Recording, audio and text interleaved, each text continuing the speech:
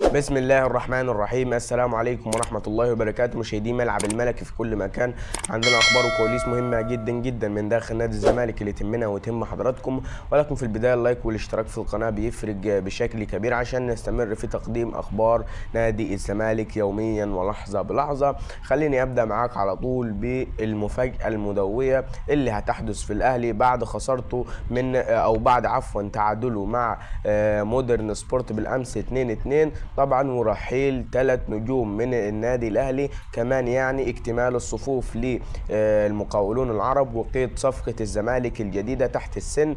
كل ده هنتابعه في حلقه اليوم، فما تنساش بقى ان انت تتابع الحلقه للنهايه. ويلا بينا على الاخبار اللي معانا، وهبدا معاك خلاص. يعني امبارح تعادل الاهلي مع مودرن سبورت. طبعا كلنا عارفين ان الاهلي عامل فريق بمليار، ولكن فريق المليار ده ما قدمش كوره ب2 جنيه حتى. يعني احنا امبارح شفنا في الشوط الاول اداء مش مميز، ولا اداء حتى فيه ريحه كوره من الفريقين بصراحه يعني. وفي الشوط الثاني يعني بينزل الاهلي سخن في البدايه كده، في اول 10 دقائق بيسجل هدف، ولكن مودرن سبورت بيعود بثنائيه مميزه جدا جدا.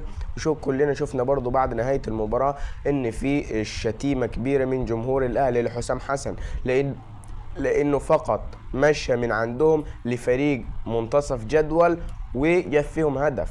فما بالك انت جمهور الزمالك يعمل ايه مع بن شرقي وزيزو وامام عاشور؟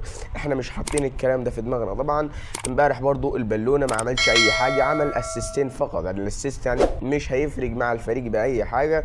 كمان برضو احنا عايز اقول لجمهور نادي الزمالك، وجه رساله ان احنا مالناش دعوه باي حد سواء يتعادل سواء يخسر. خلينا مركزين في مشوارنا الا وهو الفوز ببطوله الدوري عشان نتاهل لدوري الابطال باذن الله. باذن الله الاداء اللي شفناه في الشوط الثاني تحديدا من مباراه سيراميكا يتكرر ويتعمل في كل المباريات القادمه باذن الله. برضو مالناش دعوه الاهلي تعادل، بيراميدز تعادل، او الاثنين خسروا، مالناش دعوه باي حاجه. خلينا مركزين في ملعبنا، خلينا مركزين في مبارياتنا عشان نعرف نحقق الطموح لجماهير نادي الزمالك. فدي رساله مهمه للاعيبه بعد تعادل الاهلي مع مودرن وتعادل بيراميدز مع وادي دجله. كمان خلينا اقول لك بالنسبه لاكتمال الصفوف او خلينا ناخر الخبر ده واقول لك ان رحيل 3 نجوم من الاهلي وعلى مسؤوليتي الشخصيه. رقم 1 اشرف بن شرقي. اشرف بن شرقي يا جماعه الخير رافض تكميل عرضه مع الاهلي بسبب عدم المشاركه كاساسي او عدم الحصول على فرصه المشاركه.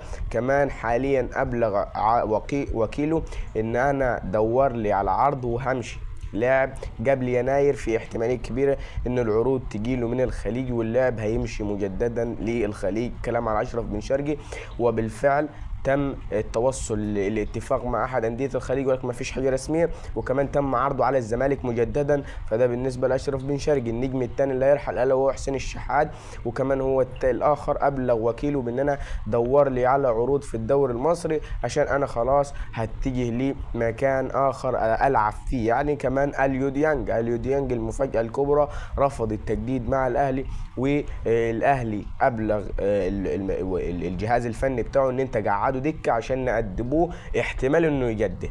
فده بالنسبه لل3 نجوم. في نجمين اخرين ممكن يرحلوا، قفشه ومروان عطيه. الاثنين برضو قفشه لو امام عاشور رجع الملاعب فقفشه مش هيشمها اصلا. كمان مروان عطيه اللي رافض تجديد عقده لان الاهلي يعني ما عدلش عقد اللاعب في ظل ان لاعيبه الاهلي كلها مرتباتها عاليه.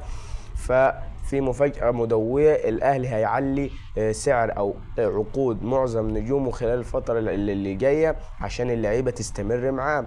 كمان خليني أقول لك بالنسبة لاكتمال الصفوف للمقاولون العرب، خوان ألفين اللاعب البرازيلي خلاص عمل الكشف الطبي واجتاز الكشف الطبي انضم للتدريبات الجماعية لنادي الزمالك، وخلاص الراجل هيكون جاهز للمشاركة في مباراة المقاولون العرب.